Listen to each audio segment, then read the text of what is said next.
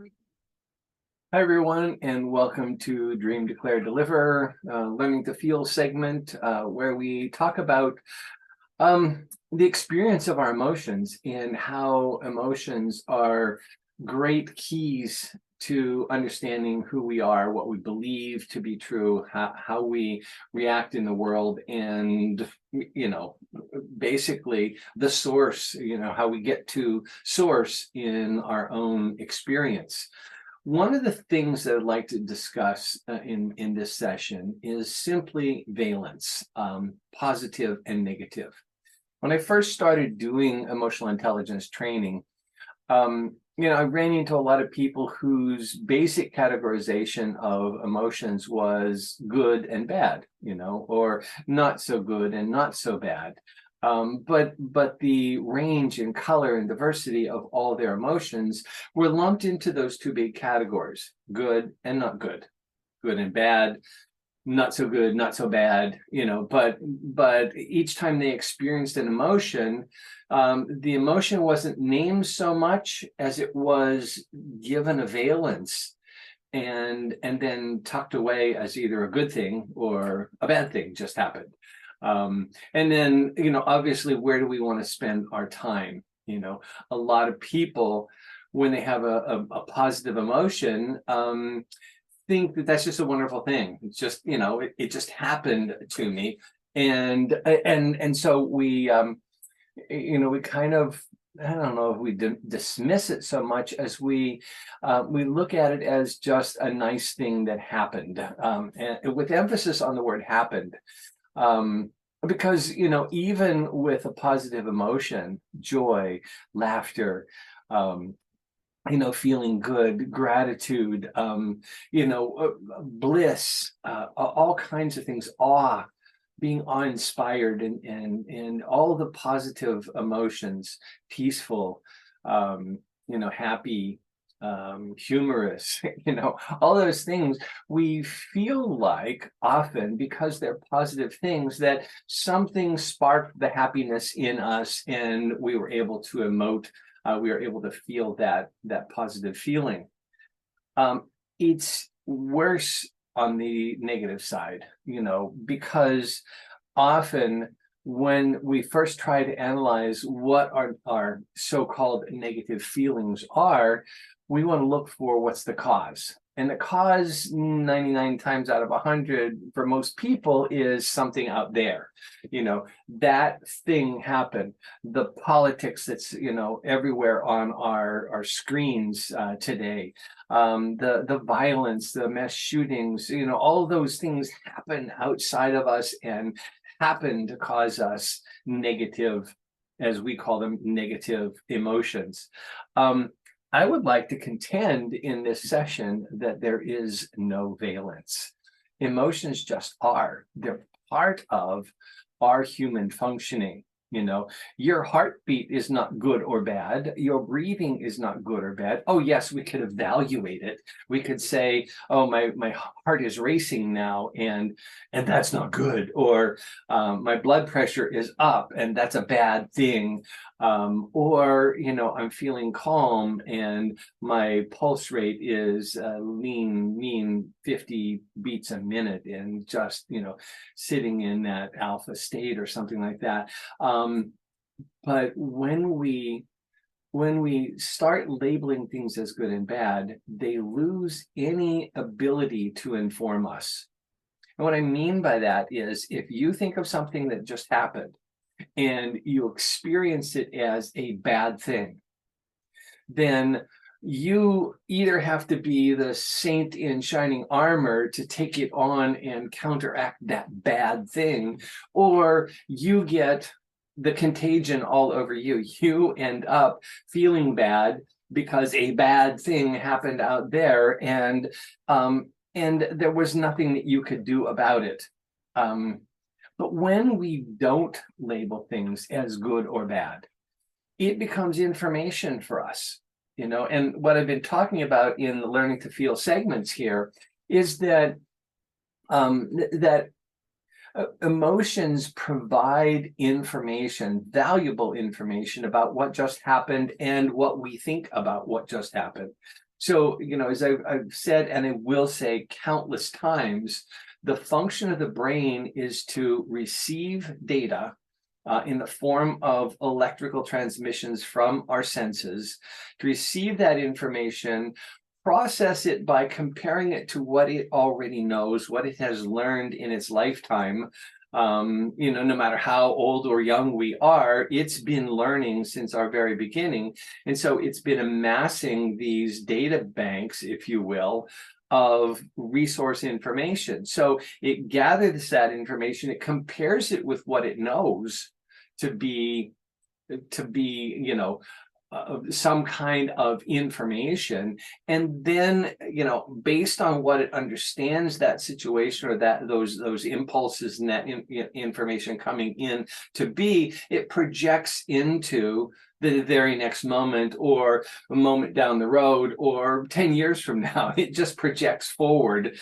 Most of the time, for most of us, what it's doing is projecting into the next moment. It's really looking at, well, what does this mean for me right now? Although there are emotions that come from thoughts that are long-term projections, there are emotions that come from that comparison of, oh, here it comes again. That's just like the last time. That's just, the whole thing happening all over again. And, and we end up not being able to use the information very well if that projection is labeled with a positive or a negative.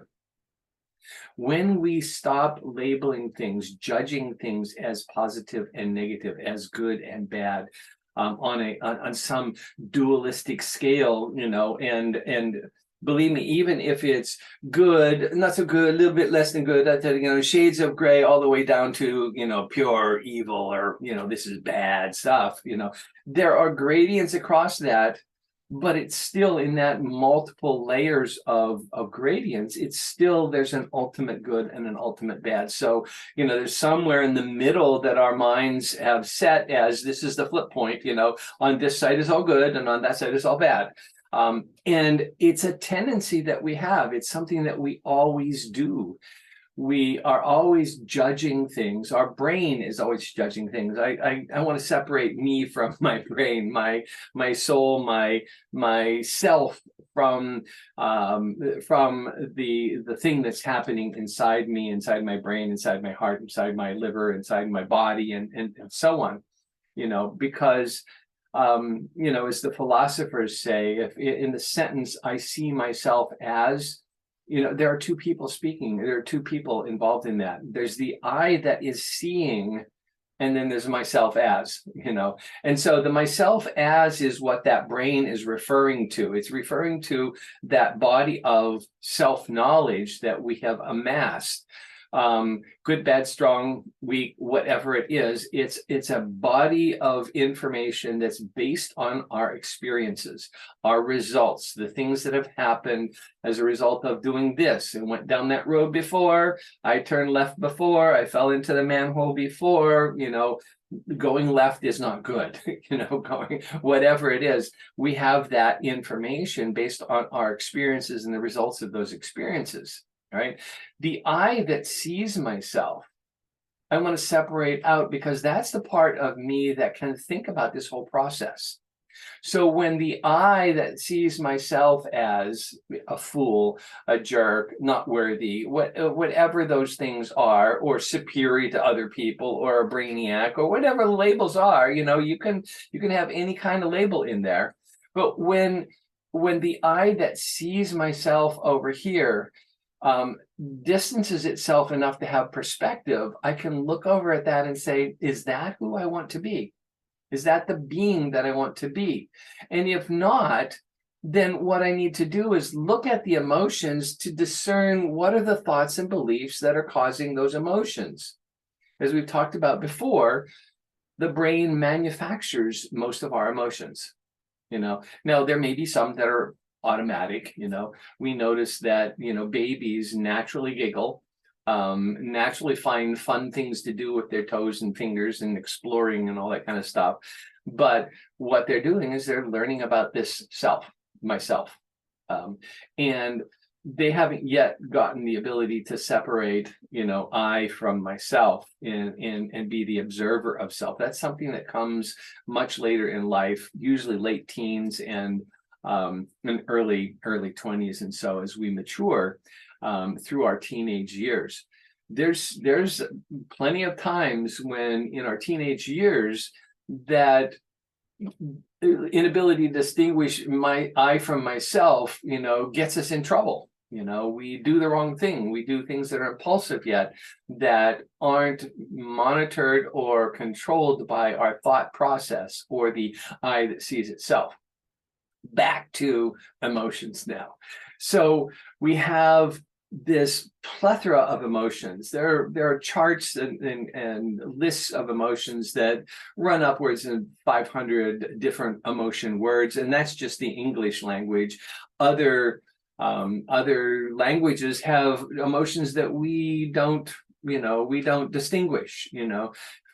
Fijians and Samoans, the islands people in the Pacific, have multiple emotion words to describe family, to describe comfort, to describe joy, but they have no words to describe anger and sadness. They don't use those words in their culture, whereas we have a whole raft of words that fit into the anger and revenge and rage and all those kinds of things that we experience as Westerners. So I just was at a workshop recently where we had one session on hygge, which is a Danish word that is the warm, comfortable feeling when you're wrapped up in a cozy blanket, have a hot chocolate in your hand, and it's raining and cold outside.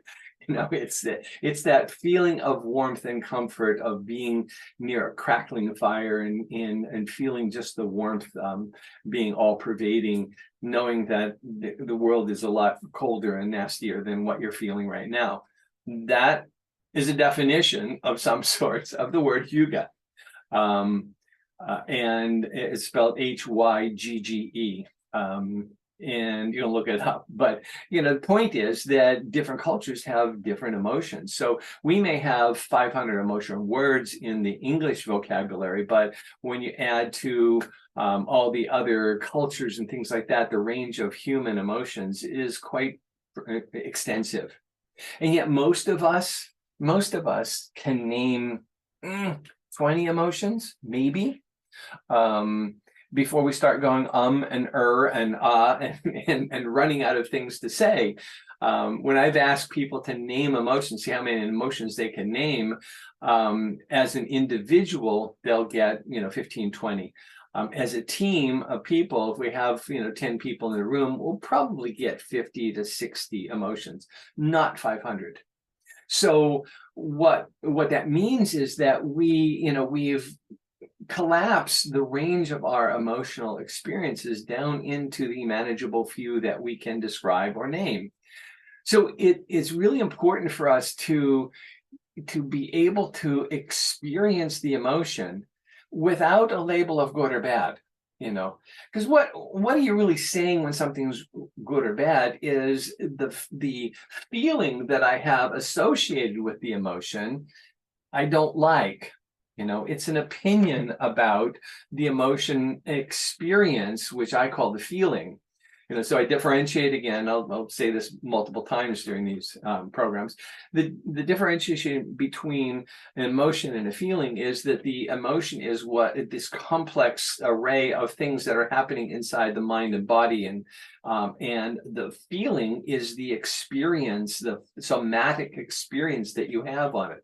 So let's say we have an emotion. We don't have a name for it yet, but we have an emotion, and the feeling that we have is sick to the stomach. The emotion is something, we call it bad because it's making me upset. My stomach is churning. I feel tightness in my chest. My shoulders are going up to my earlobes, and I'm just getting all tensed up. And we tend to label that as a bad feeling. Instead of, if we took the bad out, if we're able to say, so I feel my body tightening up, and that communicates to me some sort of protection. I want to protect myself. What are the thoughts that I'm having right now that I need to be protected from? Because my body's tightening up, it's doing that autonomic fight, flight, freeze kind of thing that is natural self-defense. It's a natural evolutionary process for our survival. Yes, yes, yes, all those things. But I get to look at, once I take the positive or negative out of it, I get to look at what is the thought right before that emotion. Whatever it is, I haven't named it yet, but I can think, what is causing me to want to protect myself? I can ask myself those questions.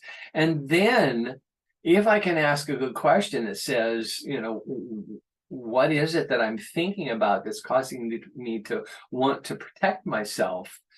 Then I can go to the big power pack question, which is, what is the belief that comes from? Because it's the beliefs that are at the foundation of all of our emotions, all of the thoughts that produce our emotions. Those beliefs, the world is not a safe place, I'm not good enough, or whatever it is, I'm a pipsqueak and people are going to pick on me, this always happens, blah blah blah blah blah. You can identify those things for yourself, but the point is, you can't get there if you've just already slam dunked it and closed the door and said, this is a negative feeling or this is a positive feeling. I don't get to look at those things and what causes that. Now, why would it be important to do the same thing with positive, so-called positive emotions, if we take the valence off of that and just not label it as, oh, this is a really good thing? Because what do we want to do with it if it's a really good thing? We just want to sit and bask in it, right? Right. So when we have the ability to look at, I see myself, and look at what are the thoughts going on when I'm feeling happy, when I'm feeling elation, when I'm feeling love, when I'm feeling attraction, when I'm feeling awe, when I'm feeling inspired, when I have those kind of sensations in my body, I get to look at what are the emotion labels, what are the thoughts that cause those things? And what are the beliefs? Now, it's important for me to identify those beliefs that result in what we call positive emotions, love, joy, peace, gratitude, and so on. Why? Because that helps me identify who I say I am that is producing that kind of thing. And likewise, if we take the valence off of the negative things and we port back from the feeling to the emotion, to the thought, to the belief, we have the ability to look at, what does that say about myself? Now, I see myself is able to take action. The I is able to say, is that who I am? Is that who I want to be? There was a time in my life when I was in a really dark place. That's the only way I can describe it. I can't make years add up. I know I lived in 4 different places, and the numbers don't add up with the number of years that I was in this terrible depression, and I really couldn't extract myself from the feeling until one day I was sitting in the dark in my office. I lived in my office because I couldn't afford rent and a place to live. So I rented a place that had a back end to the office behind a wall, and I pulled out a sleeping pad and a bag and slept in my office, and a functional homelessness, But I was sitting there in the darkness, and it suddenly occurred to me, this is not who I am. What I'm experiencing right now is not who I am. I, who sees myself, is seeing this beaten, sad, depressed, semi-suicidal, angry person. And the I said, I don't see that as who I am. That's something that's happening over here. What are the thoughts that I have? What are the beliefs that I have that are causing me to sit here in this dung heap of a Job kind of place, feeling sorry for myself, feeling sad, feeling lost. What are the thoughts that are causing me to result in those kinds of emotions and feeling states? And what are the beliefs behind that? And I was up most of that night, just detailing what are the beliefs that I have about myself that serve me, and what are the beliefs that I have about myself that do not serve who I say I am. And that day, I changed. That day, I started doing things that were, I see myself as, not the myself. I started changing my belief structures. And the result was I changed my job. I found the woman of my dreams, to whom I've been married for the last 32 years. I've just reinvented every part of me, my career, the way I interacted with everybody. I said, this is who I am, not this, and I got access to that because I had enough wisdom or enough knowledge about how emotions function that I was able to dig back to what the belief systems were that were causing my feelings, my emotions, and my feelings in that. So if I were to just say it's good and bad, this is bad, this is getting worse, this is worse and worse and worse, I'm trapped inside the negativity of that. But when I don't label it as good or bad, this is, like, why am I feeling this way? Well, the thought I had was I had gotten divorced and I loved my children. And so the thought that was there that was causing this, feeling of sadness, this deep grief, was I love my children and I have just put myself in a place where I'm distanced from my children. That's not who I am. I love my children means I get to be with them. I get to support them. I get to support their mom in everything that they do, in all their school activities, in their dance recitals, in their education, in every aspect of it. And so that's who I started being, because that's who I said I am, not this over here. And so the sadness was actually a good thing. If you want to go good and bad, the sadness was a good thing because it pointed me to what was my real value. I was grieving because my real value was I love my children and I want to be with them and I want to support them and I want to be the best dad in divorce that the planet has ever seen. And I made up my mind that day to do that, and to show up with them, to support them, to go up, give their mom a night off, so that she could have a life of her own, and I'd take care of the kids, get them to bed, and all that kind of stuff, on and on and on. And I did that for years, and I think that was part of my salvation, was differentiating and not seeing it as a negative thing, but as a vector that pointed to what was really positive and what was helpful in deciding who I am. So, long and short of this little rant is that when we make our feelings and emotions good and bad, we, first off, whitewash any labels that we can have that would help us better understand what the thoughts and beliefs are that are antecedent to that emotion. So when we whitewash it, then we don't have access to that information. When we take away the label of good or bad, we can see that a negative, what we think is a negative emotion, what we think is a downward emotion, is actually maybe this, coming from a source that is extremely positive. We don't get that information if we just take it as positive or negative. We won't go looking for it, or we'll whitewash it, sweep it together with a whole bunch of other things that will pollute our understanding and, kind of disallow our ability to get into digging into what the thoughts and beliefs are behind that. So taking off those labels and just seeing emotions as is. There are things that we do. Just like your heartbeat is a thing that your heart does. Just like your lungs breathe in and out, that's a thing that they do. Our emotions are just things that human beings do.